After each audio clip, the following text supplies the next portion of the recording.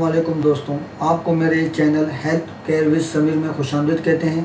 दोस्तों, इस चैनल्स में मैं आपको बताता हूँ फलों, फ्रूटों और खुश्क मेवे हेल्थ से रिलेटेड टिप्स जो मैं आप लोगों को देता हूँ। तो दोस्तों, आज जिसके बारे में हम बात कर रहे हैं वो फल है पिस्ता। आज मैं आपको बताऊँगा पिस्ते के फ़ायदे। दोस्तों, पिस्ता खाने से दिमाग की गर्मी को वो कम करता है और बादाम के साथ खाने से दिमाग की क़ुव्वत में इजाफ़ा करता है। ये हाफिज़ बच्चे जो होते हैं उनके जहन को बहुत मजबूत करता है। अगर वो बच्चे इसका इस्तेमाल करें जो कुरान शरीफ वगैरह करते हैं तो उनके दिमाग को क़ुव्वत मिलेगी। ये मैदे को ताकत देता है और बदन को फरवा भी करता है। ये गुर्दों को ताकत देता है और दवाइयों में भी इस्तेमाल होता है। ये बलगम निकालने के लिए भी बेहतरीन ज़रिया है। दोस्तों, ये थी बहुत काम की बातें, बहुत छोटी छोटी होती है मगर बहुत काम की होती है।